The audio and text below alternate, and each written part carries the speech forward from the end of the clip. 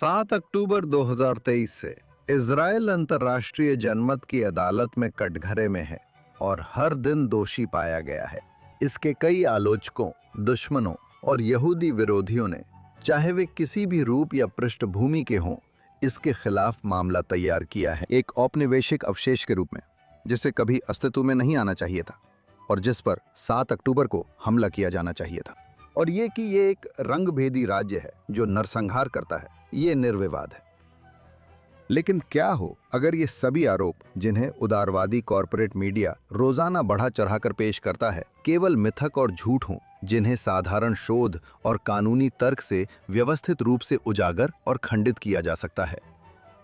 इस हफ्ते think twice में हम एक संघीय न्यायाधीश के साथ चर्चा करेंगे, जिन्होंने हाल ही में demolishing the case for the prosecution of the Jewish state लिखी है और इजराइल के खिलाफ मुकदमे की सच्चाई बताएंगे।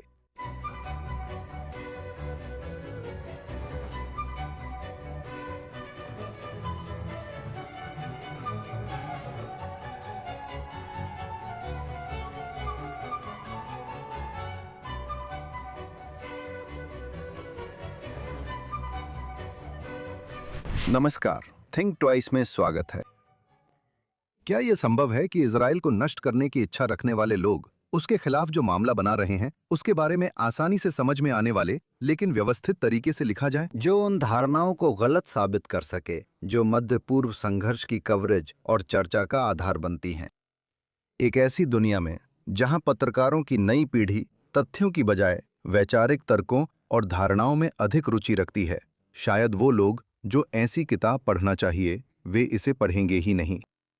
लेकिन फिर भी हमारे लिए यह जरूरी है कि हम उन तर्कों और धारणाओं की जांच करें जैसे कोई अदालत में करता है, और देखें कि इनमें से कौन सा आरोप जांच के दायरे में टिकता है, अगर कोई टिकता है तो। यह संभव है कि प्रमाणित साक्ष्य और ऐतिहासिक तथ्य उन कार्यकर्ताओं के लिए महत्वहीन हैं जो पत्रकार या अंतर्राष्ट्रीय कानून विशेषज्ञ होने का दावा करते हैं। यह सबके लिए जरूरी होना चाहिए। कुछ गंभीर और नेक इरादों वाले लोग हैं जो दावा करते हैं कि हमें अभी सबसे ज्यादा जरूरत चालाक सोशल मीडिया रणनीतियों या उन तरकीबों की है जो युवाओं तक पहुंचने के लिए बनाई गई हैं, जो अपनी खबरें और दुनिया के बारे में जानकारी अपने टिकटॉक फीड से लेते हैं। लेकिन उन्हें और हम सभी को तथ्यों और सच्चाई का एक व्यवस्थित और तर्कसंगत संग्रह भी चाहिए। हम आभारी हैं कि आज हमारे साथ ऐसे व्यक्ति हैं जिन्होंने ये किया। रॉय के ऑल्टमैन संयुक्त राज्य अमेरिका के फ्लोरिडा के दक्षिणी जिले की जिला अदालत में संघीय न्यायाधीश हैं। उनका जन्म वेनेजुएला में हुआ, लेकिन वे बचपन में ही अमेरिका आ गए। उन्होंने कोलंबिया और येल विश्वविद्यालयों में शिक्षा प्राप्त की और 6 साल तक असिस्टेंट यूएस अटॉर्नी के रूप में सेवा दी। उसके बाद वकालत की और फिर 2019 में उन्हें संघीय न्यायाधीश नियुक्त किया गया। और वे नई किताब Israel on trial, examining the history, the evidence and the law के लेखक हैं। जज रॉय ऑल्टमैन, थिंक ट्वाइस में स्वागत है। मुझे बुलाने के लिए धन्यवाद। जज साहब, हमारे साथ जुड़ने के लिए धन्यवाद। मैं जानना चाहता हूं, इस समय आपको ये किताब लिखने की प्रेरणा किससे मिली? इजराइल और फिलिस्तीनियों के साथ उसके संघर्ष और उन लोगों के बारे में जो उसे नष्ट करना चाहते हैं, इस विषय पर अनगिनत किताबें लिखी जा चुकी हैं। इस किताब को खास और प्रासंगिक क्या बनाता है? तो मैंने ये किताब सिर्फ 7 अक्टूबर की वजह से नहीं लिखी, बल्कि मैंने इसे 7 अक्टूबर के बाद जो हुआ उसकी वजह से लिखी। 7 अक्टूबर बहुत भयानक था, जैसा कि हम जानते हैं। सामूहिक हत्याएं, सिर काटना, पूरे परिवारों को उनके घरों में उनके नाश्ते की मेज पर शांति के लिए आयोजित डांस पार्टी में जिंदा जलाना। लेकिन जो और भी चौंकाने वाला था, याद रखिए, हम सभी कई वर्षों से फिलिस्तीनियों की हिंसा के आदी हो चुके हैं। लेकिन शायद उससे भी ज्यादा चौंकाने वाली बात 8 अक्टूबर, 9 अक्टूबर और 10 अक्टूबर को आई प्रतिक्रिया थी। हजारों मील दूर नहीं, बल्कि हमारे पवित्र संस्थानों में, अपने पूर्व शिक्षण संस्थानों में, कोलंबिया और येल में और अन्य जगहों पर, हमारे अंतर्राष्ट्रीय संगठनों में, जिन्हें कई मामलों में खासतौर पर इसी उद्देश्य के लिए बनाया और स्थापित किया गया था। यहूदी समुदाय के खिलाफ एक सच्चे विनाशकारी नरसंहार के बाद ये सुनिश्चित करने के लिए कि फिर कभी ऐसा क्षण न आए जब यहूदी सभ्यता खतरे में हो। और फिर भी जब हमें इन संस्थानों की सबसे ज्यादा जरूरत थी, पश्चिमी सभ्यता के इतिहास के एक महत्वपूर्ण मोड़ पर इन सभी संस्थानों ने यहूदियों से मुंह मोड़ लिया और इसलिए मैंने खुद ये जिम्मेदारी ली कि मैं पूरे देश में यात्रा करूं, लगभग सभी 50 राज्यों में, हर संप्रदाय के चर्चों में, 60 से अधिक कॉलेज, लॉ स्कूल और हाई स्कूल परिसरों में भाषण दूं। इजराइल के बारे में, उसके अतीत के बारे में, उसके दर्दनाक वर्तमान के बारे में और एक उज्जवल भविष्य की उसकी आशा के बारे में। और फिर मुझे एहसास हुआ कि मेरी बातों को सुनने आने वाले बहुत से लोग खुद संघीय न्यायाधीश थे। इसलिए मैंने एक कार्यक्रम शुरू किया जिसमें देश भर के संघीय न्यायाधीशों को, जो अधिकतर यहूदी नहीं थे और कभी इजराइल नहीं गए थे, इजराइल ले जाकर उन्हें वहां की वास्तविक स्थिति दिखाई। और उससे कुछ वाकई में परिवर्तनकारी और प्रेरणादायक निकला। और हुआ ये कि ये न्यायाधीश जब इजराइल की यात्रा से वापस आते थे तो वे अपने अपने राज्यों में, जैसे अल्बामा, अरकानसास और नेब्रास्का, अपने स्कूलों, कॉलेजों और चर्चों में जाकर इजराइल के बारे में लोगों को बताते थे। कुछ हफ्ते पहले मैंने अपर ईस्ट साइड के ऑल्टन न्यूशल में भाषण दिया था। हॉल पूरी तरह भरा था, करीब 300-400 लोग थे। 2 नौजवान जो यहूदी नहीं थे मेरे पास आए और मैंने कहा, तुम लोग यहाँ क्या कर रहे हो? धर्म परिवर्तन कर रहे हो या क्या? उन्होंने कहा, नहीं, हमें आपसे मिलना था क्योंकि हमने उन 2 संघीय जजों के लिए क्लर्की की थी जिन्हें आप इजराइल ले गए थे। उन्होंने पूछा, जज, आपने हमारे जजों के साथ क्या किया? मैंने पूछा, क्या मतलब? उन्होंने बताया कि इजराइल से लौटकर वे इतने बदले कि सबको पावर पॉइंट प्रेजेंटेशन दिखाना जरूरी कर दिया, जजों, कोर्ट स्टाफ, लॉ क्लर्क्स और वकीलों को। और यही मैं पूरे देश में देख रहा हूं। और वैसे अब फाउंडेशन में इतना पैसा है कि अमेरिका का जो भी फेडरल जज जाना चाहे उसे आगे भी अनिश्चित समय तक ले जाया जा सकता है। इसके बाद देश भर के राज्य सुप्रीम कोर्ट के जजों ने मुझे फोन कर पूछा, ये भेदभाव क्यों है? हम भी इजराइल जाना चाहते हैं, सिर्फ फेडरल जज क्यों जाते हैं? इसलिए मैंने आई-ट्रैक के तहत एक प्रोग्राम शुरू किया। पहला प्रोग्राम वर्ल्ड जूइश कांग्रेस के जरिए फेडरल जजों के लिए था। दूसरा प्रोग्राम आई-ट्रैक के तहत था, जिसमें देश के 20 स्टेट सुप्रीम कोर्ट जस्टिसेस को अक्टूबर में ले जाना है, जिस पर मुझे गर्व है। मैंने हाल ही में ऑस्टिन, टेक्सास में Texas public policy foundation (TPPF) में भाषण दिया, जो एक शानदार संगठन है। वहां भीड़ थी। नहीं, सच में कोई यहूदी नहीं थे। टेक्सास सुप्रीम कोर्ट के अधिकतर जज सामने बैठे थे। मैंने कहा, मैं आप सबको पहली यात्रा में नहीं ले जा सकता। आपको रॉक पेपर कैची खेलना होगा। यह दिखाता है कि ऐसी यात्राएं कितनी प्रेरणादायक हैं और उनकी कितनी ज्यादा जरूरत है।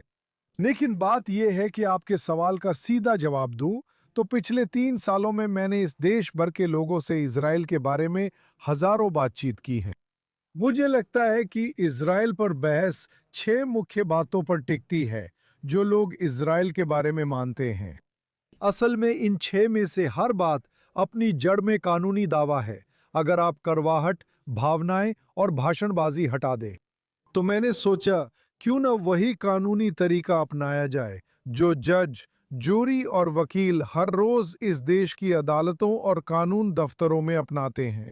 ये एक समय परीक्षित तरीका है जिसे हम सैकड़ों सालों से इस्तेमाल कर रहे हैं, और ये वही तरीका है जिस पर हमें भरोसा है, क्योंकि हम इसका इस्तेमाल करते हैं। जहां सच बोलना सबसे अहम है, वही अदालतों में किसी की जिंदगी दांव पर होती है।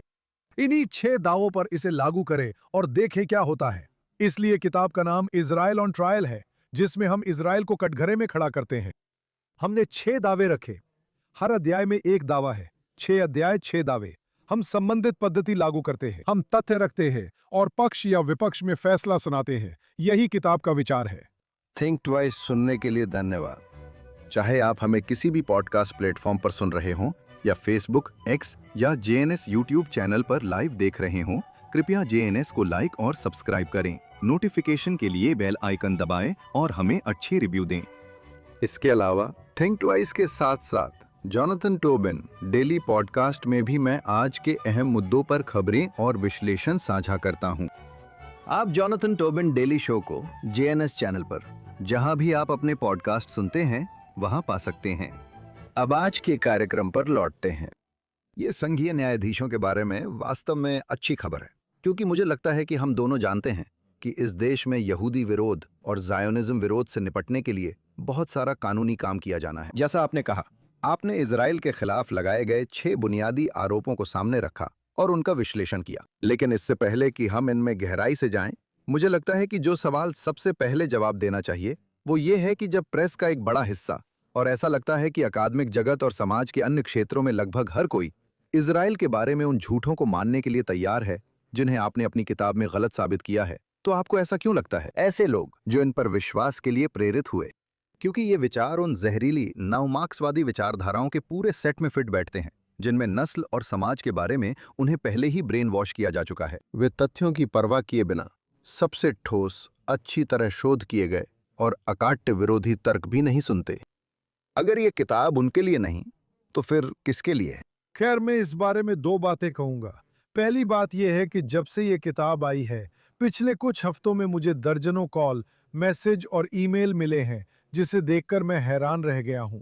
चाहे वो मेरे दोस्त हो या परिवार के सदस्य, जिन्होंने मुझसे संपर्क किया और बताया कि उनके कुछ दोस्त, परिवार के सदस्य, सहकर्मी या उनके बच्चों के स्कूल के जानने वाले लोगों ने उन्हें फोन किया और कहा, अरे, मैं पहले इजराइल को लेकर असमंजस में था, या मैं इजराइल के खिलाफ था इस वजह से, उस वजह से या किसी और वजह से, और मैंने तुम्हारे दोस्त की किताब पढ़ी।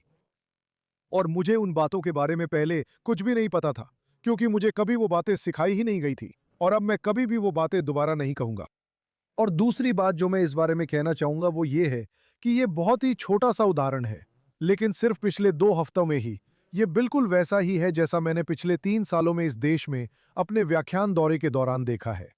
और वो ये है कि देश भर से लोग मेरे पास आते हैं। ये सिर्फ भाषण वाले दिन ही नहीं, बल्कि उनके समुदाय में भाषण होने के कुछ दिन या कुछ हफ्ते बाद भी वे मुझसे संपर्क करते हैं। चाहे पिट्सबर्ग, केनेकी, ओहायो या कहीं भी हो, लोग मेरे चेंबर या दोस्तों से मुझसे संपर्क कर कहते हैं, जानते हो क्या, मैं गजा के बारे में पोस्ट किया करता था, मैं कफिया पहनता था, मैं एक्स, वाई और जेड के बारे में सोचता था, और मुझे उन बातों के बारे में कुछ भी नहीं पता था जो आपने उस भाषण में कही थी।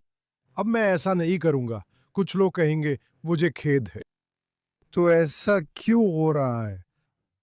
ये सबसे पहले इसलिए हो रहा है क्योंकि मुझे लगता है कि इंटरनेट पर हर चर्चा उसी पर केंद्रित हो जाती है, जैसा आपने सवाल में भी कहा। धारणा ये है कि अमेरिका में सबने दिमाग बंद कर लिया है। हर कोई बैंगनी बालों और केफिए पहनकर पश्चिमी सभ्यता के पतन की कामना करता है। यह सही नहीं है। ये इंटरनेट की सबसे तेज आवाजें हैं। जो भी इंटरनेट का इस्तेमाल करता है, वो समझता है कि एल्गोरिदम नकारात्मकता को बढ़ावा देता है। ये शोर मचाने वालों को इनाम देता है। ये जरूरी नहीं कि ये हकीकत को दिखाए, ठीक है? और ये जरूरी है कि हम इंटरनेट पर जो कुछ चीजें देखते हैं, उनमें से कुछ पर गुस्सा भी हो। हमें तब और ज्यादा गुस्सा आना चाहिए जब ये बातें मुख्य धारा मीडिया में भी आ जाएं। निक क्रिस्टफ ने आज एक बेहुदा लेख लिखा कि हमें फिलिस्तीनियों के साथ हुए बलात्कारों की परवाह करनी चाहिए। 7 अक्टूबर के सामूहिक बलात्कारों के वक्त वो कहाँ थे? उस लेख में वे कौन सी कहानियां बता रहे हैं? किसने उनकी पुष्टि की? ये कितना अजीब है कि वो यहूदियों और दुनिया के इकलौते यहूदी देश को लेकर इतना जुनूनी है, और वो अकेला भी नहीं है ना? ये मुख्य धारा की मीडिया में दूसरे लोगों का भी प्रतीक है। हमें नहीं भूलना चाहिए कि न्यूयॉर्क टाइम्स के कर्मचारी या बैंगनी बाल वाले, कैफिए पहनने वाले और कोलंबिया में यहूदी सहपाठियों पर चिल्लाने वाले लोग देश की बहुत छोटी आबादी का हिस्सा है। और मैं पिछले कुछ सालों में इस देश के हर कोने में गया हूं, और मैं आपको ये बताने जा रहा हूं, देश को मोटे तौर पर 3 मुख्य समूहों में बांटा जा सकता है। पहला समूह, मान ले ये करीब 10% है। ये जरूरी नहीं कि बिल्कुल इतना ही हो।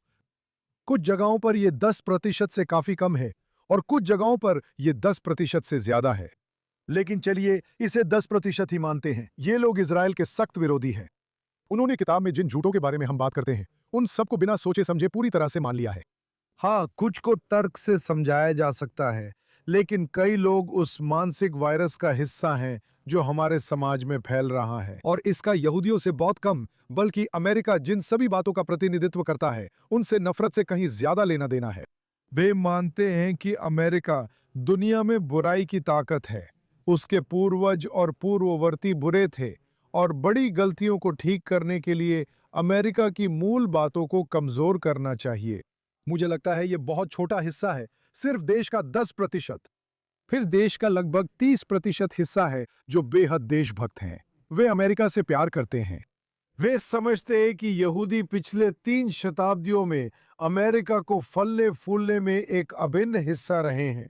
वे लिंकन के शब्दों में विश्वास रखते हैं कि हम अमेरिकी लगभग चुने हुए लोग हैं।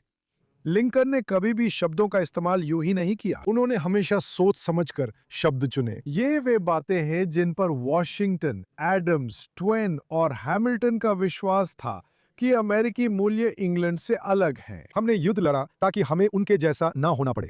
वे मूल्य जो एक बहुत ही प्राचीन और समृद्ध परंपरा की ओर इशारा करते हैं, यहूदी परंपरा के मूल्य।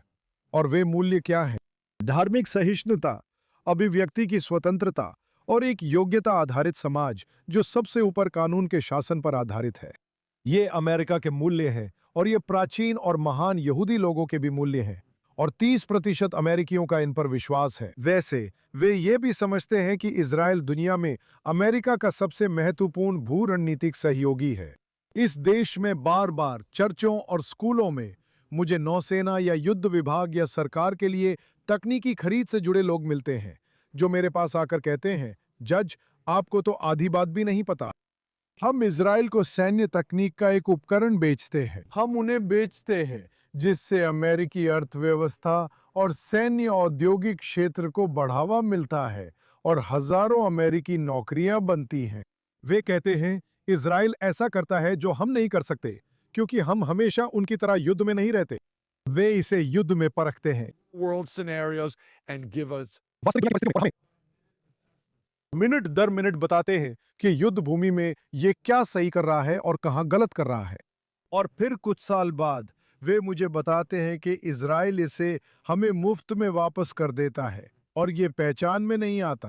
पहले से 10 गुना बेहतर, भविष्य के युद्धों के लिए 10 गुना ज्यादा तैयार, क्योंकि इजराइल ने उन्हें अपनी एआई तकनीक, क्वांटम कंप्यूटिंग, मशीन लर्निंग और साइबर सुरक्षा युद्ध तकनीक के साथ जोड़ दिया है जिसे वे विकसित करते हैं। वे हमारी बीटा प्रयोगशाला है, हमारी R&D लैब है जो हमारा सारा काम मुफ्त में करती हैं और उसे हमें वापस लौटा देती हैं ताकि हम उसे ऐसे इस्तेमाल कर सकें जो भविष्य में हमारे लिए आने वाले युद्धों के लिए तैयार हों। ये देश का सिर्फ 30% हिस्सा है, बाकी 60% बीच का बड़ा तबका है। किताब मुख्य रूप से उन 30% लोगों के लिए है, क्योंकि मुझे अक्सर लोगों से, यहाँ तक कि यहूदी या ईसाई साइनिस्ट समूहों से भी सुनने को मिलता है, अरे मुझे इजराइल बहुत पसंद है, मैं इजराइल का समर्थन करता हूँ, मैं बहसों में शामिल होता हूं, लेकिन इजराइल को झूठे आरोपों से बचाने के लिए मेरे पास तर्क या तथ्य नहीं होते।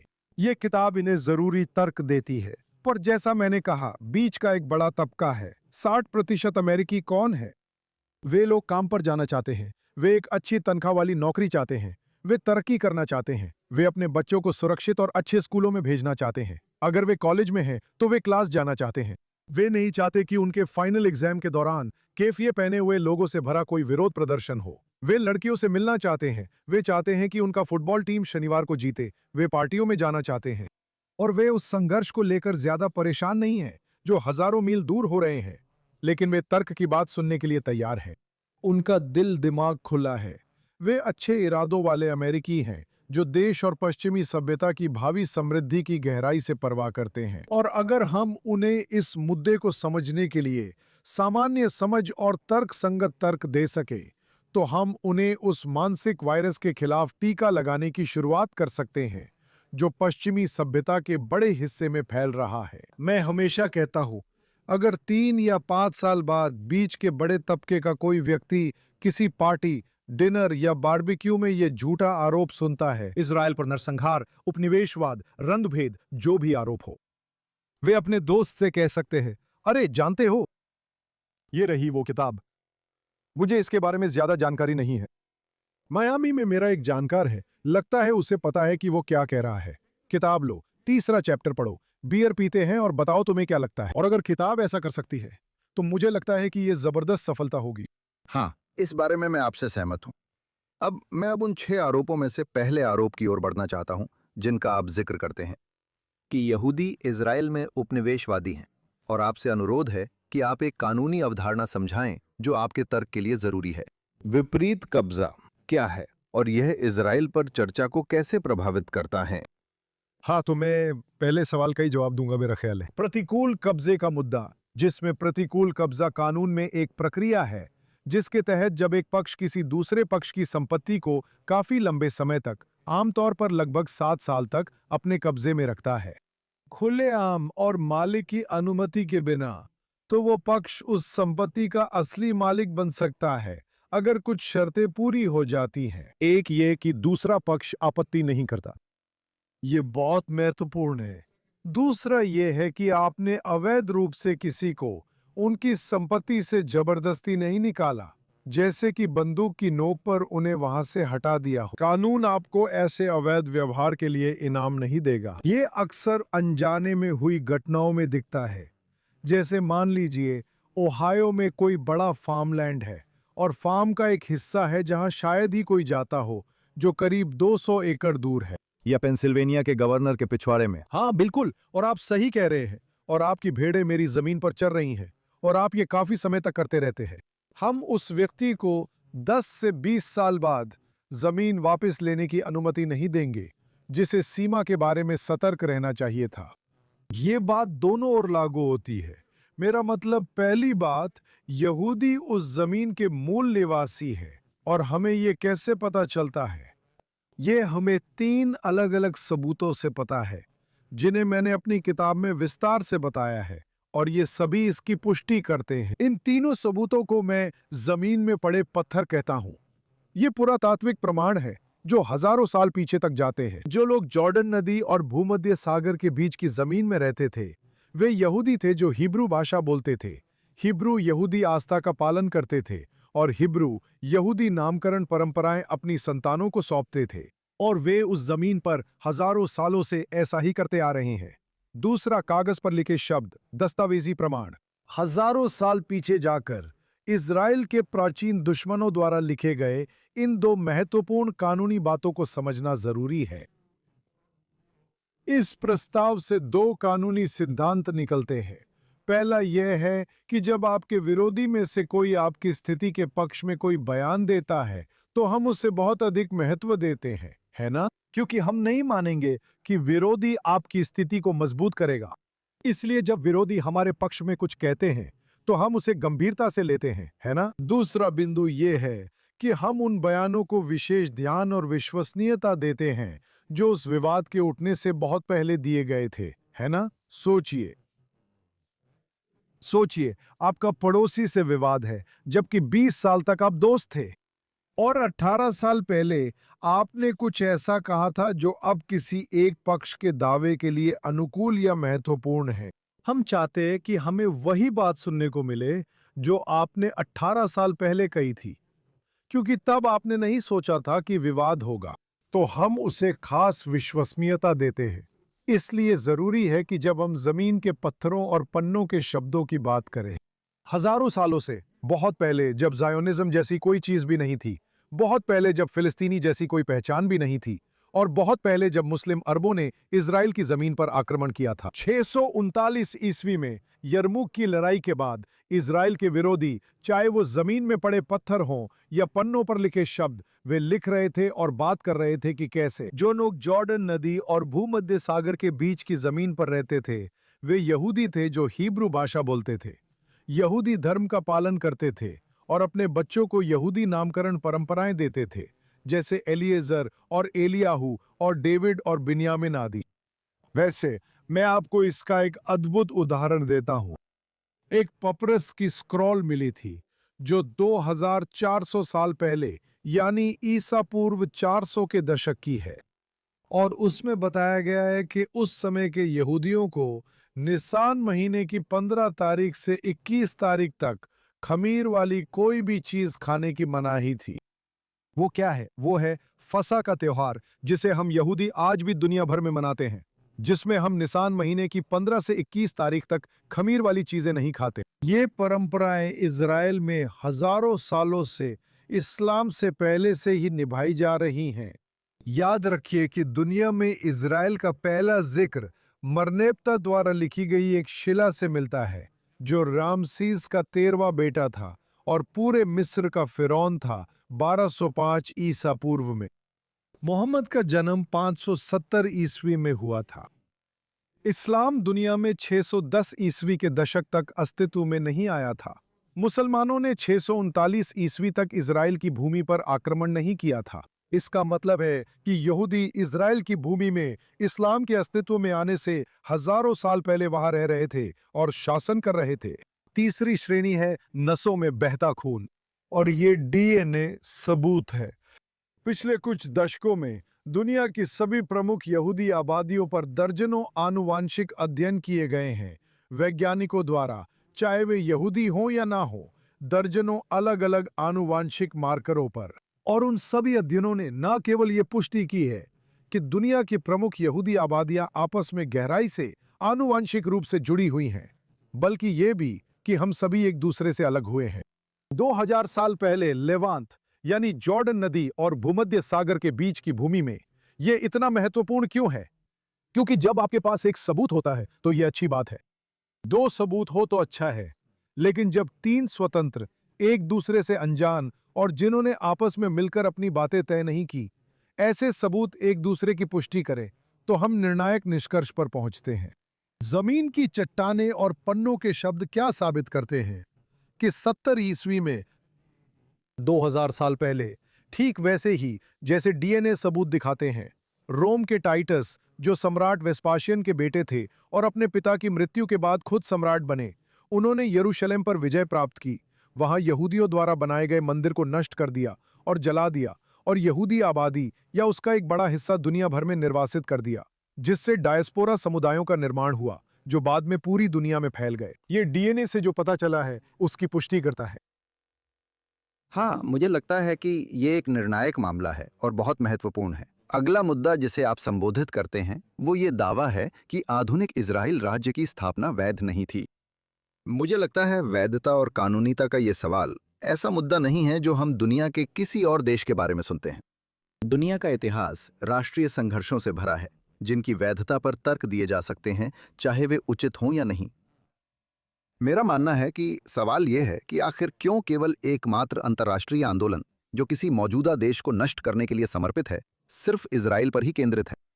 और ये हमें उस चर्चा के बारे में क्या बताता है जो मुख्य रूप से यहूदी अधिकारों को नकारने पर आधारित लगती है, जिन्हें 1 सदी पहले अंतर्राष्ट्रीय मंचों द्वारा स्वीकार किया गया था। फिर भी अंतर्राष्ट्रीय कानून में शामिल अधिकांश लोग ऐसा मानते हैं कि इसका कोई महत्व नहीं है।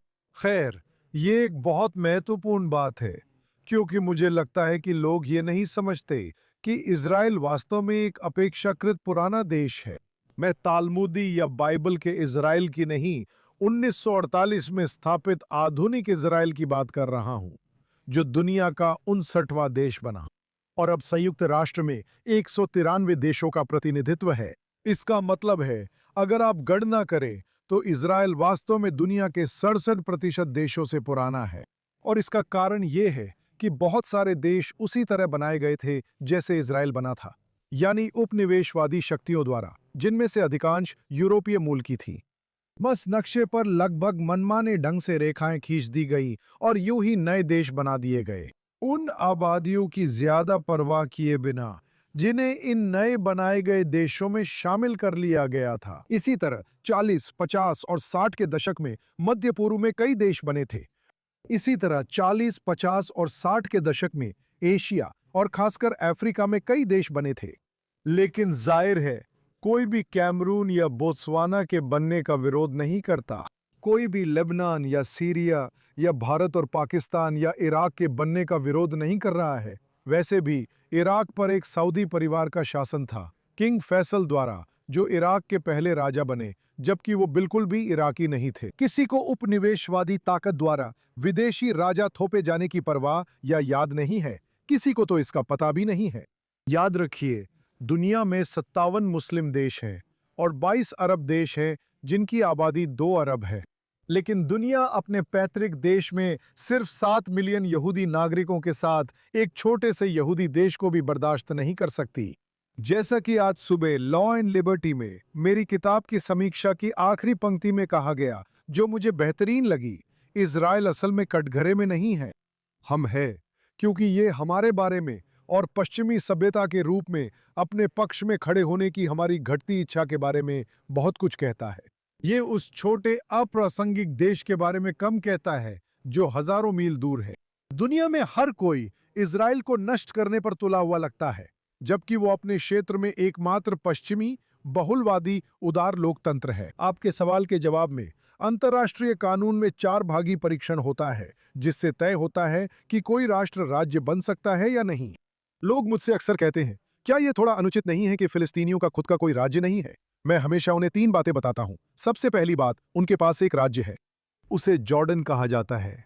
याद कीजिए, फिलिस्तीन पर ब्रिटिश जनादेश, जिसे ब्रिटिशों ने एक विदेशी उपनिवेशी शक्ति के रूप में 1917 से 1947 तक कब्जे में रखा था, उसमें आधुनिक इजराइल और आधुनिक जॉर्डन दोनों शामिल थे। यहूदियों का मानना था कि 1917 की बेल्फोर घोषणा के बाद पूरी जमीन यानी फिलिस्तीन पर ब्रिटिश जनादेश यहूदियों को दे दी जाएगी। असल में बाइबल के समय में कुछ यहूदी कबीले, जिनमें मनश्शे और गाद शामिल थे, जॉर्डन नदी के जॉर्डन की ओर वाले किनारे पर रहते थे।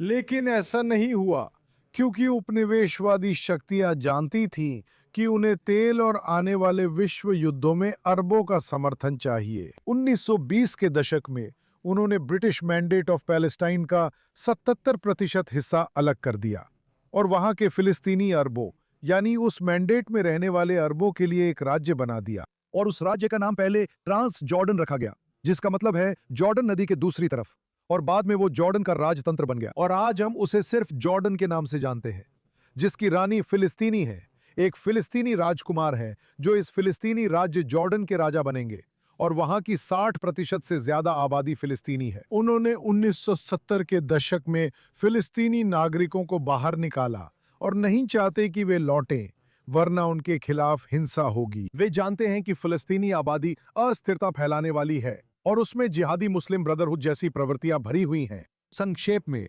वे जानते हैं, जो कई पश्चिमी विश्वविद्यालयों के लोग नहीं जानते, कि असल समस्या फिलिस्तीनी है, ना कि यहूदी या अधिकतर अरब। लेकिन दूसरी बात जो मैं कहता हूं वो ये है कि इजराइल, और हम अभी थोड़ी देर में इस पर आएंगे, मुझे पूरा यकीन है, दरअसल इजराइल ने पश्चिमी समुदाय के साथ मिलकर उन बचे हुए फिलिस्तीनियों को एक फिलिस्तीनी राज्य की पेशकश की है, जो ब्रिटिश शासन के फिलिस्तीन के उस 23% हिस्से में बचे थे, जिसे अंततः यहूदी राज्य के लिए निर्धारित किया गया था। इजराइल और यहूदियों ने इन फिलिस्तीनियों को 6 अलग-अलग मौकों पर एक दूसरा फिलिस्तीनी राज्य देने की पेशकश की है। 1936 में पील आयोग के दौरान, वैसे ये इसलिए हुआ क्योंकि अरब फिलिस्तीनियों ने विद्रोह किया था, जिसके कारण 1936 से 1939 के बीच 3 साल तक यहूदियों का बड़े पैमाने पर नरसंहार हुआ था। 1939, वह अभिनेता रफालो ने हाल ही में 1936 के फिलिस्तीन पर फिल्म बनाई है। फिल्म में इसका जिक्र नहीं हुआ, हैरानी है। उस विद्रोह के दौरान फिलिस्तीनी अरबों ने यहूदियों का सामूहिक नरसंहार किया था। हालांकि वे खुद को फिलिस्तीनी नहीं मानते थे, वे सीरिया के राजतंत्र से जुड़ना चाहते थे। यह दर्शाता है कि अब जो इजराइल है, उस भूमि पर उनकी संप्रभुता या उसके विचार से कितनी कम आत्मीयता थी। जब इजराइल समृद्ध और शक्तिशाली बना, तब उन्होंने कहा, हम सीरिया का हिस्सा नहीं बनना चाहते, हम इस भूमि के मूल निवासी हैं। हमें, जब हम कानून और तर्क के बारे में सोचते हैं, तो हमेशा लोगों के समय के साथ बदलते तर्कों पर विचार करना चाहिए। 1936 में पील आयोग में अरबों को लगभग 70% भूमि वाला राज्य दिया गया था। land between the Jordan River and the यह भूमि जॉर्डन नदी और भूमध्य सागर के बीच की थी, लेकिन उन्होंने उसे ठुकरा दिया। 1947 में संयुक्त राष्ट्र की विभाजन योजना को उन्होंने फिर ठुकरा दिया। 1967 के 6 दिवसीय युद्ध के बाद इजराइल ने अरबों से कहा, हम वेस्ट बैंक और गाजा नहीं चाहते, इन्हें आपको लौटाना चाहते हैं। हम इन लोगों पर शासन नहीं करना चाहते, बस कृपया एक ही बात, सिर्फ एक बात, हमारे अस्तित्व के अधिकार को स्वीकार कर लो और हमारे खिलाफ जनसंहारक युद्ध छेड़ना बंद कर दो, हमें यहाँ शांति से जीने दो। अरब देश सितंबर 1967 में सूडान के खार्तूम गए ताकि इजरायली प्रस्ताव पर विचार कर सके, और वे वहां से अपने 3 ना के साथ बाहर आए। इजराइल के साथ कोई शांति नहीं, इजराइल के साथ कोई बातचीत नहीं, यहां तक कि इजराइल के अस्तित्व के अधिकार को भी कोई मान्यता नहीं। 1993 से 95 तक ओस्लो शांति प्रक्रिया के दौरान फिलिस्तीनियों ने अपनी खुद की राज्य की पेशकश पर प्रतिक्रिया दी, एक 5 साल की चरणबद्ध योजना के तहत, जिससे उन्हें अपना खुद का राज्य मिल सके। वेस्ट बैंक और गाजा में जबरदस्त हिंसा के साथ आत्मघाती बम धमाकों में, जिसमें 1000 से ज्यादा यहूदियों की जान गई, बसों में, पिज्जा पार्लरों में, बार मिट्ज़वा और शादियों में, पूरे देश में इसी वजह से ओस्लो शांति प्रक्रिया काफी हद तक खत्म हो गई। फिर 2000 में यह शायद सबसे मशहूर घटना थी। बिल क्लिंटन को भरोसा था कि यासिर अराफात को कैंप डेविड में इजराइल द्वारा पेश फिलिस्तीनी राज्य स्वीकार करना होगा। बिल क्लिंटन ने कहा कि उन्हें प्रस्ताव पर यकीन नहीं हुआ। लगभग पूरा वेस्ट बैंक, गाजा और यरूशलेम का आधा हिस्सा फिलिस्तीनी राज्य को देने की पेशकश की गई थी, जिसे यासिर अराफात ने ठुकरा दिया। 2008 में एहोद ओलमर्ट ने भी ऐसा ही समझौता पेश किया, लेकिन अरबों ने फिर इनकार कर दिया। वे दो राज्य समाधान नहीं चाहते। हमें ईमानदार होना चाहिए कि जब हम दो राज्य समाधान की बात करते हैं तो हम अरबों पर कुछ थोप रहे हैं, जिसे वे बार बार हमें बता रहे हैं। 7 अक्टूबर के बाद हुए सर्वेक्षणों में उन्होंने फिर कहा कि वे ये नहीं चाहते, ना ही उस पर विश्वास करते, क्योंकि वे नदी से समुद्र तक केवल 1 अरब राज्य चाहते हैं। अरबी में ये नदी से समुद्र तक फिलिस्तीन आजाद होगा नहीं कहा जाता। ये वो नारा है जो उन्होंने अमेरिका के भोले कॉलेज छात्रों के लिए गढ़ा। अरबी में ये वाक्यांश है, नदी से समुद्र तक फिलिस्तीन सिर्फ अरबों का होगा। और इसका कारण यह है कि वे एक पूरी तरह अरबों का राज्य चाहते हैं, जिसमें कोई यहूदी ना हो। तीसरी बात यह है कि जब हम अंतर्राष्ट्रीय कानून और राष्ट्र राज्य की बात करते हैं, दुनिया भर में मानव विज्ञानी और भाषाविदों ने लगभग 7000 राष्ट्रों की पहचान की है, लेकिन जैसा कि मैंने कहा, केवल 193 राज्य हैं। आज दुनिया के 98% से ज्यादा लोगों के पास अपना राज्य नहीं है, जिनमें फिलिस्तीनी भी हैं। इसमें हैरानी नहीं है, राज्य पाना मुश्किल है और इसके लिए 4 कारक परीक्षण पास करना होता है। 4 कारक कौन से हैं? क्या आपकी जनसंख्या परिभाषित है? क्या आपके पास विदेशी संबंध स्थापित करने की क्षमता है? क्या आपके पास केंद्रीय प्रभावी सरकार है? और चौथा, क्या आपकी सीमाएं स्पष्ट रूप से निर्धारित हैं? यहाँ विडंबना यह है कि इजराइल राज्य ने 1948 में अपनी स्थापना के समय से ही ये सभी चारों शर्तें पूरी की थी और 1948 से लेकर आज तक हर पल इन्हें पूरा करता आ रहा है। लेकिन दुनिया भर में 140 से अधिक देश हैं जिन्होंने अब यहूदा और सामरिया, वेस्ट बैंक और गाजा में तथाकथित फिलिस्तीनी राज्य को मान्यता दे दी है। हालांकि वो उन 4 में से कम 2 शर्तों को पूरा नहीं करता। उसके सीमाएं निर्धारित नहीं हैं। कई पश्चिमी देश जिन्होंने फिलिस्तीनी राज्य को हाल ही में मान्यता दी है, वे उसकी सीमाएं स्वीकारने से इनकार करते हैं, क्योंकि वे जानते हैं कि उसकी सीमाएं नहीं हैं।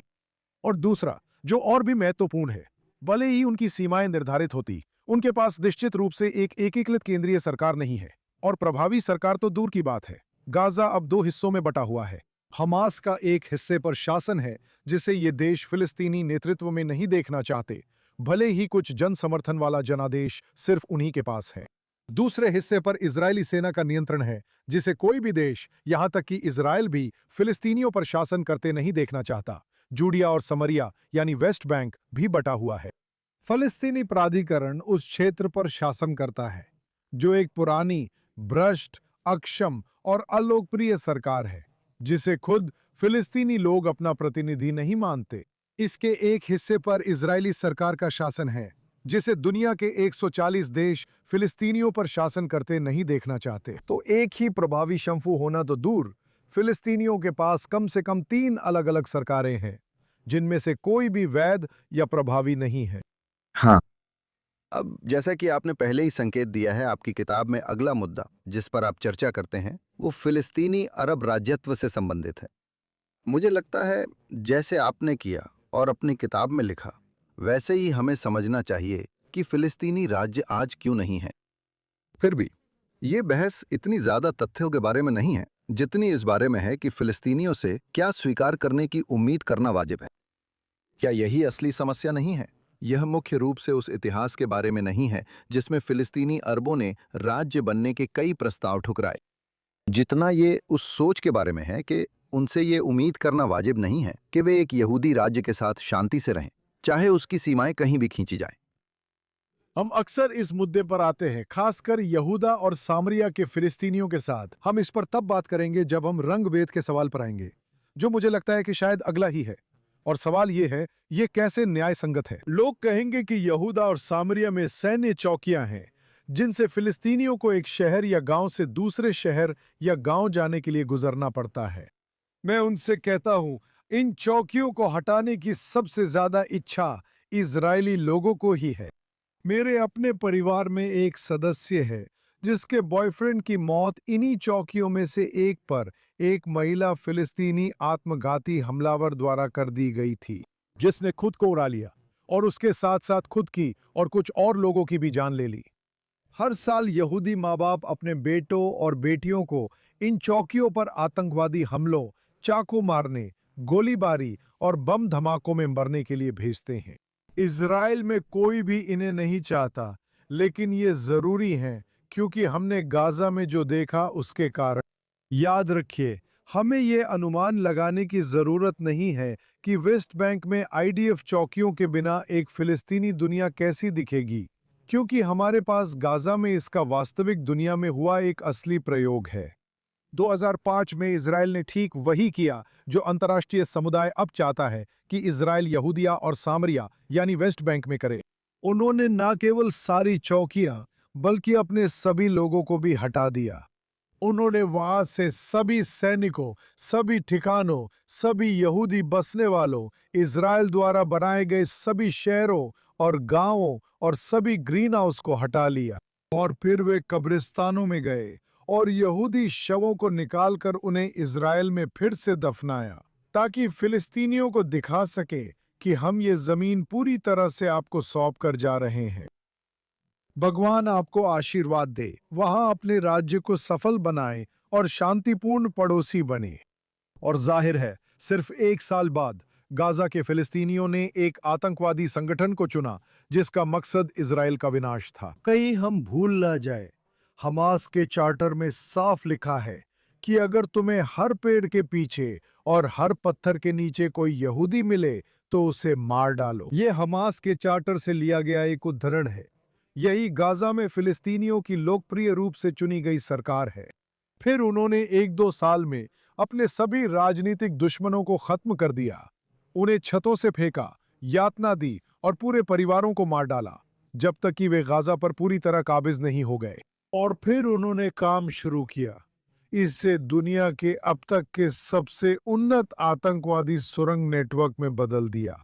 अंतर्राष्ट्रीय सहायता के अरबों डॉलर सिर्फ यूरोपीय या संयुक्त राष्ट्र नहीं, बल्कि हमारा भी पैसा था। हम उन्हें दोष देते और मजाक उड़ाते हैं। आपका और मेरा पैसा, ईमानदार अमेरिकियों के टैक्स का डॉलर, गाजा में सीमेंट की सुरंगें बनाने में गया, जहां यहूदी सैकड़ों दिनों तक बंधक बनाकर रखे गए। ये सब पश्चिमी पैसे से बना और चुकाया गया। हमें उम्मीद थी वे इसे अस्पताल, सड़कें, स्कूल बनाने में लगाएंगे, पर उन्होंने यहूदियों को मारने में इस्तेमाल किया। वे एक कट्टरपंथी जिहादी सरकार हैं जो इजराइल के विनाश के लिए प्रतिबद्ध हैं। और वैसे अगर वो प्रयोग अमल में आ गया होता तो 7 अक्टूबर कहीं ज्यादा भयानक होता। गाजा में नहीं, जो बहुत छोटा है और केवल इजराइल की सीमा से ही पहुंचा जा सकता है। दक्षिण पश्चिमी कोना, जो देश का सबसे कम आबादी वाला रेगिस्तानी इलाका है, जहां इसके चारों ओर सिर्फ कुछ ही बस्तियां हैं। कल्पना कीजिए अगर वो आतंकवादी प्रयोग गाजा की बजाय वेस्ट बैंक, यहूदा और सामरिया में हुआ होता, जो इजराइल की लगभग पूरी लंबाई में फैला हुआ है और गाजा से दुगना बड़ा है, और जो इजराइल के प्रमुख आबादी केंद्रों तेल अवीव और यरूशलेम से बस कुछ ही किलोमीटर की दूरी पर है। सबसे अहम बात यह है कि ये इलाका ऊंचाई पर है, क्योंकि यहूदिया और सामरिया का इलाका यानी वेस्ट बैंक यरूशलेम और खासकर तेल अवीव की तुलना में ऊंचाई पर है। और इसीलिए अगर उस जमीन पर टेरर टनल नेटवर्क मौजूद होता तो 7 अक्टूबर जैसी स्थिति से निपटना और भी ज्यादा मुश्किल हो जाता, क्योंकि इससे यह होता कि यहूदिया और सामरिया की पहाड़ियों से, ऊंचे स्थानों से इजराइल के प्रमुख आबादी वाले इलाकों पर रॉकेटों की बारिश होती। इजराइल चेक पोस्ट नहीं चाहता, लेकिन वो इन्हें हटा नहीं सकता, क्योंकि आईडीएफ चेक पोस्ट ना होने पर फिलिस्तीनी क्या कर सकते हैं, ये 7 अक्टूबर को देखा जा चुका है। हाँ, मुझे लगता है ये सही है।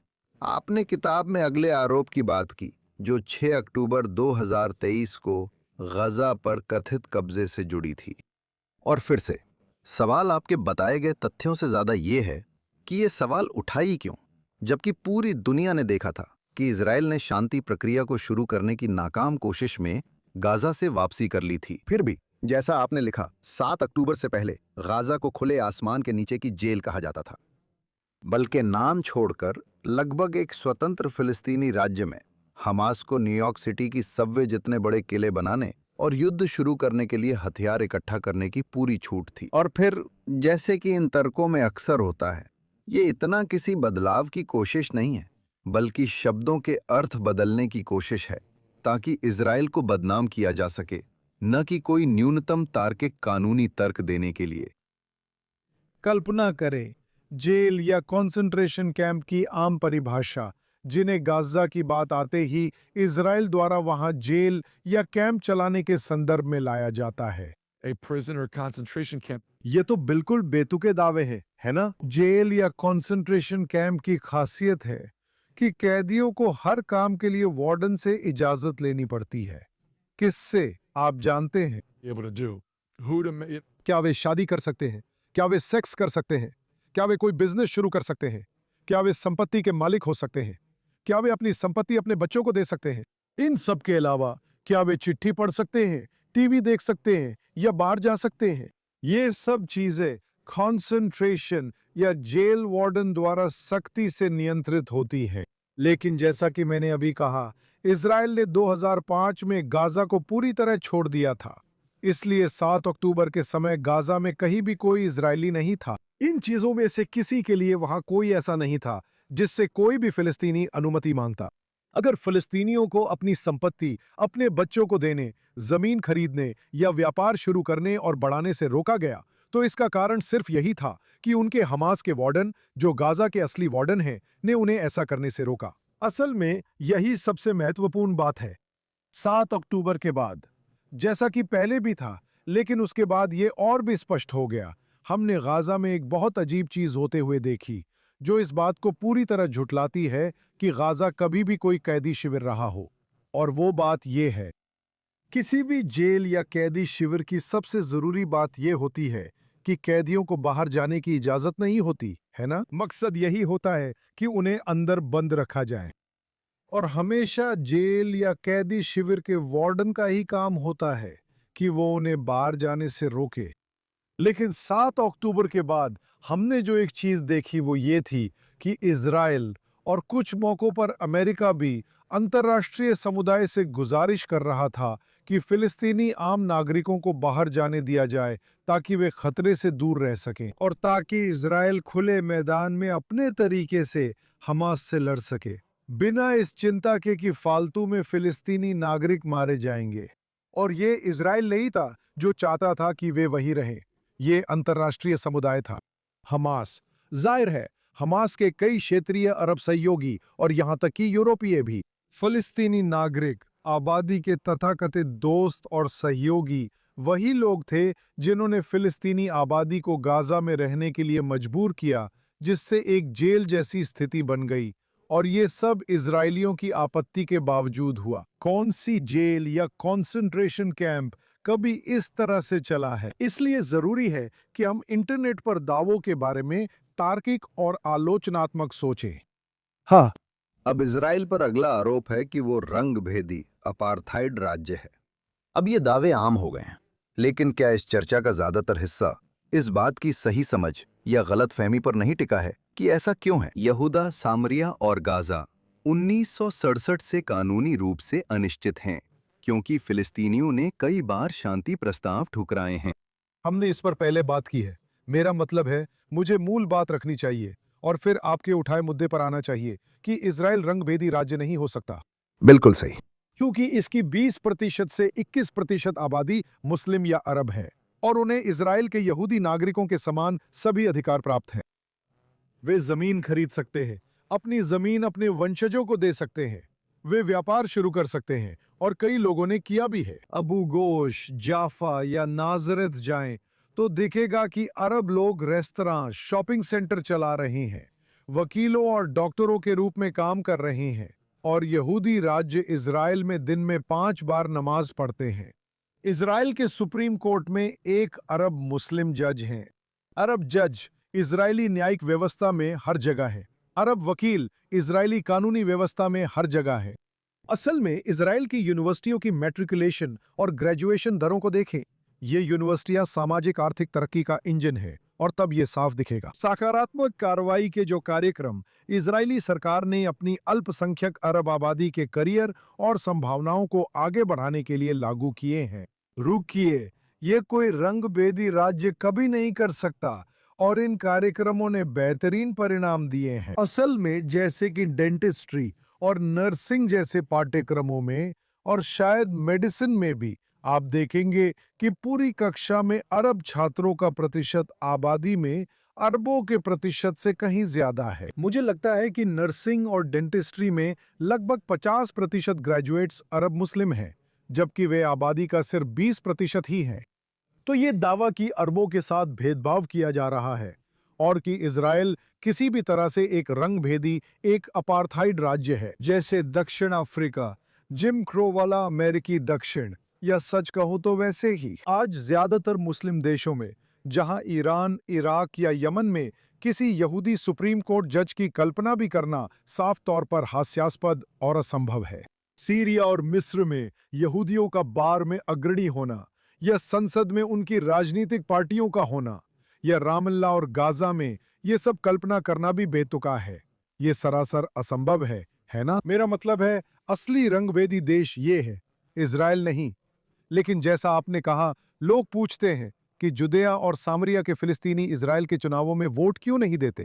देखिए, इस बारे में कई बातें कही जा सकती है। सबसे पहली बात, वे खुद इजरायली बनना नहीं चाहते, है ना? मेरा मतलब है, किसी भी देश का नागरिक बनने के लिए जरूरी है कि आप उसकी निष्ठा की शपथ लें और उसके कानूनों का पालन करने को तैयार हो। फिलिस्तीनियों ने हमें बार बार बताया है, जिसमें हाल ही में फिलिस्तीनी सर्वेक्षणकर्ताओं द्वारा किए गए सर्वेक्षण भी शामिल है, कि 80 या 90% से भी ज्यादा लोग इजराइल के अस्तित्व के अधिकार से सहमत नहीं हैं।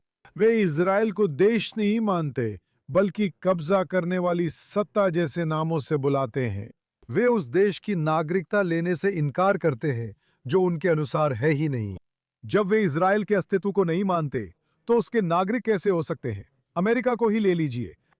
हम गैर नागरिकों को नागरिकता के अधिकार नहीं देते हैं ना? हम अपने देश में रहने वाले निवासियों को भी, जो नागरिक नहीं है, हमारे चुनावों में वोट देने, हमारी जूरी में सेवा करने या हथियार और गोला बारूद रखने की अनुमति नहीं देते। असल में हम अपने कुछ नागरिकों के साथ दूसरे नागरिकों से अलग व्यवहार करते हैं। इसका सबसे अच्छा उदाहरण प्यूर्टो रिकन्स है। वे पूरी तरह से अमेरिकी नागरिक हैं, सिवाय इसके कि वे वास्तव में नहीं हैं। वे राष्ट्रपति को वोट नहीं दे सकते और कांग्रेस में प्रतिनिधि भी नहीं है। इससे हम रंगभेदी राज्य नहीं बनते। और आखिरी बात, जो मैंने पहले ही कही है, वो ये है कि अमेरिका में हमने खुद पर पहले भी एक तरह का सैन्य कब्जा थोपा है। हमने दूसरे देशों पर भी सैन्य कब्जा थोपा है। उदाहरण के लिए, द्वितीय विश्व युद्ध के बाद जर्मनी और जापान में कोरिया में युद्ध के बाद हमारे पास सैन्य अड्डे थे, सैन्य जांच चौकियां थे और बहुत सारी हथियार और सैनिक थे।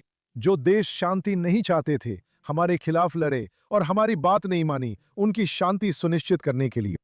इसके लिए ना तो जर्मनी के नागरिकों को नागरिकता देने की जरूरत थी, ना ही जापानी नागरिकों को हमारे चुनावों में वोट देने की अनुमति देने की जरूरत थी। तो इजरायली लोगों को ऐसे दुश्मनों को क्यों अनुमति देनी चाहिए, जिन्होंने इजरायली नागरिकों के खिलाफ बार बार विनाशकारी युद्ध छेड़े, वहां नहीं रहते और रहना भी नहीं चाहते?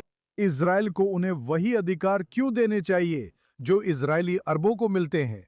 उदाहरण के लिए, जो शपथबद्ध हैं और इजरायली समाज में कानून के पाबंद हैं, उन्हें वही अधिकार क्यों मिलने चाहिए जो उन लोगों को मिलते हैं जिन्होंने इजरायली कानून का पालन करने के लिए सहमति दी है?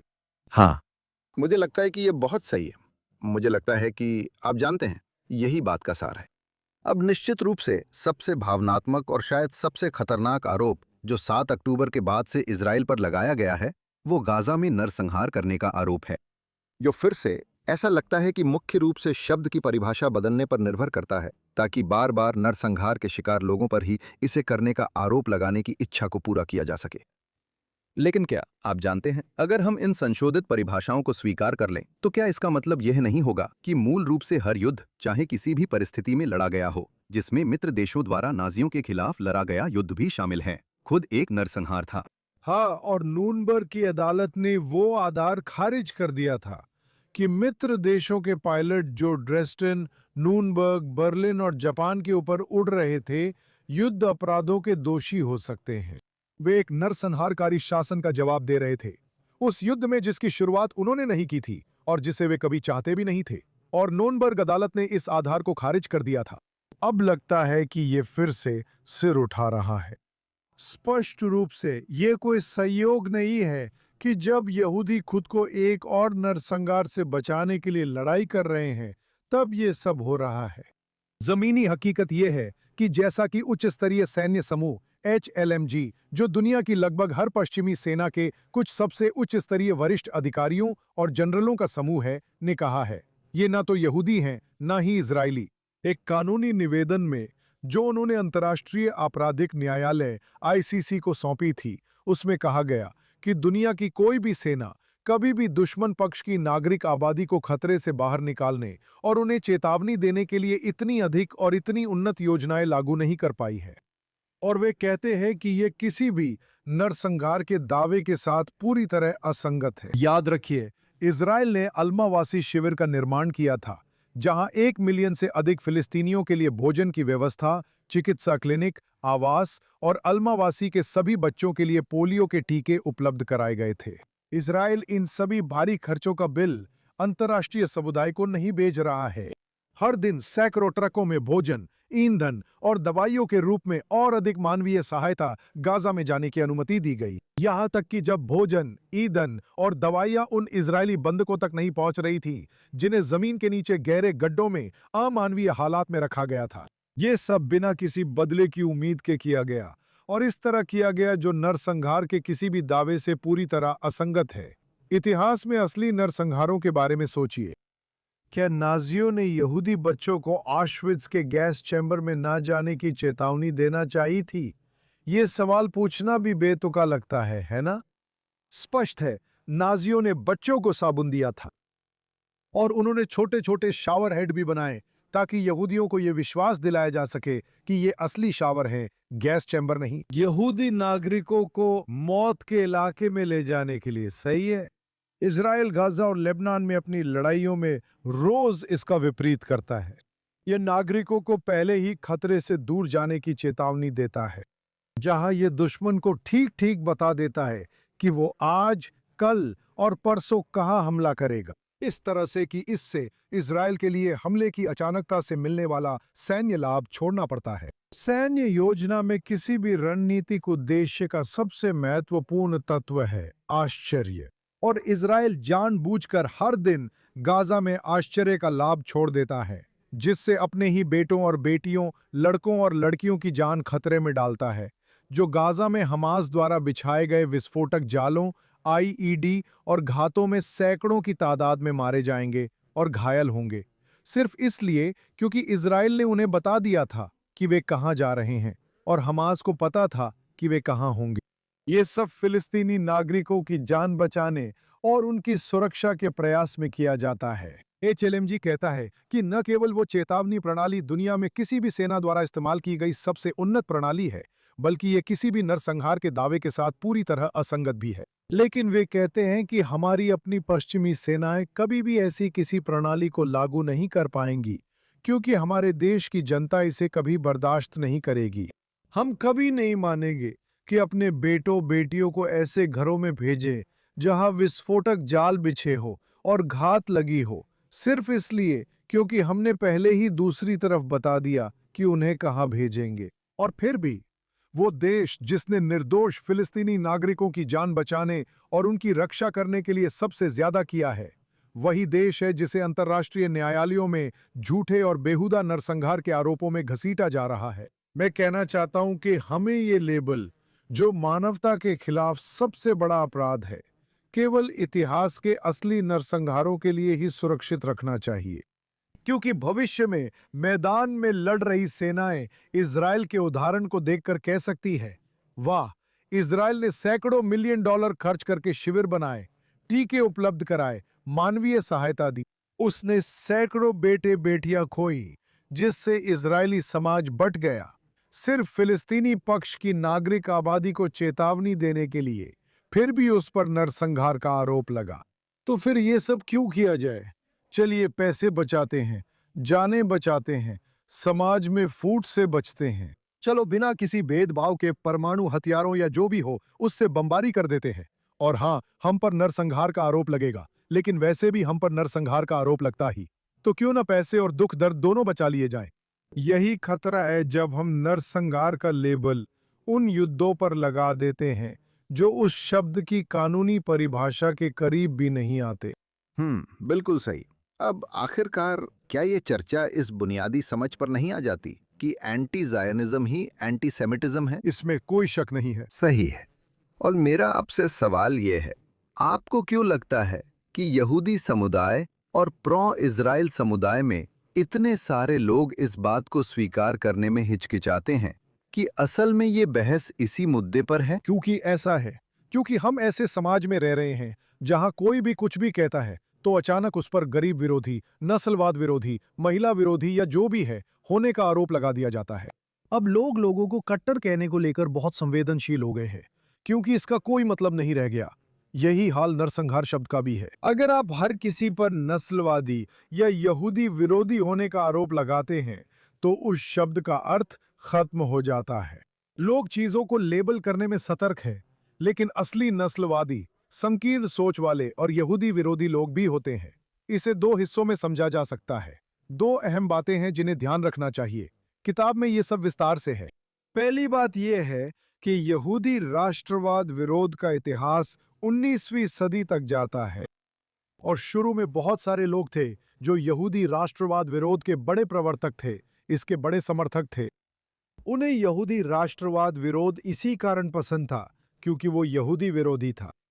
वे इस आकर्षण को समझते थे, खासकर सोवियत संघ में और 20वीं सदी के मध्य के नवोदित अरब देशों में। यहूदी राष्ट्रवाद विरोध का आकर्षण ठीक इसी वजह से था, क्योंकि वो यहूदी विरोधी था। Was anti-Jewish. तो अब विचार ये है कि उस समय यहूदी विरोधी होना फैशन में था, है ना? हॉलोकॉस्ट था, सोवियत संघ था जो गहराई से यहूदी विरोधी था। शुरुआती अरब देश भी गहराई से यहूदी विरोधी थे। वे जायन के बुजुर्गों के प्रोटोकॉल और अन्य झूठे ग्रंथों को पढ़ाते थे। तो वहां के लिए जायनवाद विरोध की एक सकारात्मक बात यह मानी जाती थी कि वो यहूदी विरोधी था, और सभी ने इसे स्वीकार किया और समझा। किताब में उन सभी अखबारों, पत्रिकाओं और रेडियो कार्यक्रमों का जिक्र है जहां जायनवाद विरोध को यहूदी घृणा से जोड़ा गया है। आजकल हॉलोकॉस्ट की वजह से और यहूदी जिस तरह से पश्चिमी सभ्यता में घुल मिल गए हैं, समाज के बड़े हिस्सों में यहूदी विरोधी होना अब फैशन में नहीं रहा, है ना? अब जो व्यक्ति जायनवाद विरोधी बनना चाहता है, उसे बहुत मेहनत करनी पड़ती है। To destroy, to divide this. इस ऐतिहासिक संबंध, इस गहरे रिश्ते को तोड़ने के लिए जो जायनवाद विरोध और यहूदी विरोध के बीच है। लेकिन हमें यह मानना होगा कि यह एक ऐतिहासिक और वास्तव में परिभाषात्मक विसंगति है। और यहां दूसरी बात है, और यह सबसे महत्वपूर्ण बात है, और वो ये है, संयुक्त राज्य अमेरिका की सरकार, नीतियों या स्वास्थ्य सेवा की आलोचना करने का मतलब अमेरिका विरोधी होना नहीं है। क्यों? क्योंकि जब हम सरकार की आलोचना करते हैं तो इसका मतलब ये नहीं कि अमेरिकी राजनीतिक प्रयोग एक बुरी गलती था और देश को नष्ट कर दिया जाए और उसके सभी लोगों की हत्या कर दी जाए या उन्हें निर्वासित कर दिया जाए। ये जायनवाद विरोध से अलग है, क्योंकि जायनवाद विरोधी सिर्फ इजराइल की नीति की आलोचना हरेदी समुदाय, स्वास्थ्य देखभाल क्लिनिकों या दक्षिण और नेगेव में बस्तियों के संदर्भ में ही नहीं करता। जायनवाद विरोध का मतलब यही नहीं है। जायनवाद विरोध, जैसा कि नाम से स्पष्ट है, बस ये विश्वास है कि यहूदियों को भी अन्य लोगों की तरह अपनी पैतृक भूमि में अपने राष्ट्र राज्य का अधिकार नहीं है। तो जायनवाद विरोधियों के अनुसार एक बुल्गारियाई को बुल्गारियाई मातृभूमि में संप्रभुता का अधिकार है और एक आयरिश व्यक्ति को आयरिश राष्ट्रीय मातृभूमि में आयरिश राज्य का अधिकार है। कोरियाई व्यक्ति को कोरिया की मातृभूमि में कोरियाई राज्य का अधिकार है। यहाँ तक कि फिलिस्तीनियों को भी जॉर्डन नदी और भूमध्य सागर के बीच एक राज्य का अधिकार है। हर किसी को यह अधिकार है सिवाय एक समुदाय के, यहूदियों के। ये तो सीधा यहूदी विरोध है। सियोनवाद का मतलब यह है कि यहूदी बाकी सभी से बेहतर नहीं है, बल्कि अपनी पूर्वजों की मातृभूमि में अपना राष्ट्र राज्य रखने के मौलिक अधिकार में वे बाकी सभी के बराबर हैं। और यही कारण है कि सियोनवाद विरोध अपने मूल में ऐतिहासिक रूप से हमेशा से और आज भी एक गहरा यहूदी विरोधी आंदोलन रहा है। हाँ, मैं आपसे इस किताब के लेखन पर आखिरी सवाल पूछूंगा। इस किताब को लिखते समय जो मेरे हिसाब से इजराइल के खिलाफ आरोपों का जवाब देने की एक उल्लेखनीय कोशिश है, क्या इस प्रक्रिया में आपने इतिहास, कानूनी मिसालों या यहूदियों के खिलाफ युद्ध से कुछ चौंकाने वाली बातें जानी, या किताब पर मिली प्रतिक्रियाओं से क्या आपने कुछ सीखा या कोई चीज आपको चौंकाई? मुझे किताब की प्रतिक्रिया से कुछ हैरानी हुई। जैसा मैंने कहा, मुझे लोगों के दर्जनों कॉल और ईमेल मिले हैं जिनकी सोच इस किताब से बदल गई है। और सच कहूं तो मुझे किताब के लिए मिले समर्थन से सम्मानित महसूस हुआ है। आप जानते हैं, मेरी अभी डॉक्टर कदास, टोरा यूनिवर्सिटी के अध्यक्ष के साथ एक इंटरव्यू हुआ था, जिन्होंने कहा, मेरा ख्याल है उन्होंने कुछ ऐसा ही कहा था। उन्होंने इजराइल पर सैकड़ों किताबें पढ़ी है और ये इजराइल पर सबसे बेहतरीन किताबों में से एक है जो उन्होंने कभी पढ़ी है। मैं बहुत विनम्र और सम्मानित महसूस कर रहा था कि आप, वे और अन्य लोग मेरी लिखी किताब के बारे में ऐसी बातें कह रहे हैं, क्योंकि मैंने ये किताब बहुत दिल से लिखी थी, लेकिन मुझे यकीन नहीं था कि कोई इसे कभी पढ़ेगा भी या नहीं। लेकिन विषय वस्तु के हिसाब से मुझे सबसे चौंकाने वाली बात यह लगी कि किताब की एक मुख्य धारा, जिसे पहचानने के बाद वो किताब की उप थीम बन गई। वास्तव में इजराइल के बारे में जो 6 दावे किए गए हैं, वे सिर्फ अचानक कहीं से भी बिना किसी आधार के नहीं आए हैं। इनमें से हर दावा वास्तव में बहुत ही चतुराई से इस तरह गढ़ा गया है कि वो यहूदी पीड़ा को प्रतिबिंबित करता है। असल में हर दावा मार्मिक और प्रभावशाली इसलिए है क्योंकि ये उस सच्चाई को उलट देता है जिसने वास्तव में यहूदियों को पीड़ित किया था। और फिर यहूदी पीड़ा को कम करने के ऐतिहासिक प्रयास में ये एक तरह का बच्चों वाला खेल खेलता है। नहीं, मैं नहीं, तुम हो, यहूदियों के साथ। यहूदी वे लोग हैं जिनके खिलाफ असली नरसंहार हुआ था। चलिए उस नरसंहार के महत्व को कम करते हैं, जहां 6 मिलियंस यहूदी मारे गए, ये कहकर कि हमास के खिलाफ युद्ध में 50-60 हजार लोग मारे गए। or 50 or 60,000. लोग मारे गए। आप देख सकते हैं कि वहां पर पैमाने में कितना बड़ा अंतर है, लेकिन इसे एक जैसा बताया जा रहा है। मध्य पूर्व में आज भी असली रंगभेद हो रहा है। पहले भी कहा गया था, सिर्फ यहूदी नहीं बल्कि अरब यहूदियों के खिलाफ रणभेद कर रहे हैं। आज पूरे मध्य पूर्व में असली उपनिवेशवादी बसावट हो रही है। 7वीं-8वीं सदी में अरब मुसलमानों ने मध्य पूर्व और उत्तरी अफ्रीका पर कब्जा करते हुए सैकड़ों मूल निवासी समुदायों को विस्थापित किया। उत्तरी अफ्रीका के अमाजीग, बर्बर, जरथुस्त्रवादी, फारसी, कुर्द, रोहिंग्या, यजीदी, ऐसे दर्जनों हैं, द्रूज। लेकिन यहूदी, जो उस भूमि के मूल निवासी हैं, उन्हें ही उपनिवेशवादी बसने वाले कहा जा रहा है। हर दावा, और फिर जाहिर है हमारे पास वैधता का दावा भी है, जिसके बारे में हमने पहले बात की थी। These countries around the world, कई देश इजराइल को अवैध मानते हैं, जबकि वह मॉन्टेवीडियो टेस्ट के सभी 4 तत्व पूरे करता है।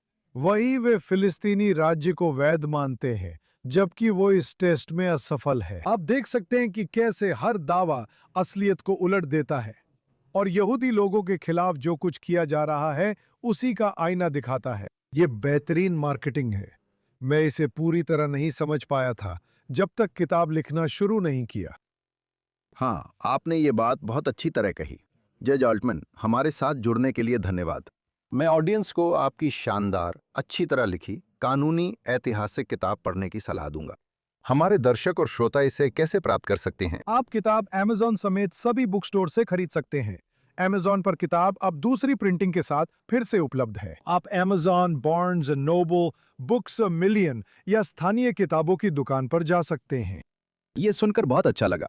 हम अपने दर्शकों का भी धन्यवाद करना चाहते हैं। कृपया याद रखें कि जॉनथन टोबिन डेली एडिशन हर दिन सुने, जिसे आप जहां भी अपने पॉडकास्ट सुनते हैं वहां सुन सकते हैं, या फिर आप इनमें से किसी एक पर हमें सुन रहे हैं, या फेसबुक या एक्स पर हमें लाइव देख रहे हैं, या JNS यूट्यूब चैनल पर देख रहे हैं। कृपया JNS को लाइक और सब्सक्राइब करें। नोटिफिकेशन के लिए बेल आइकन पर क्लिक करें और हमें अच्छी रिव्यू दें।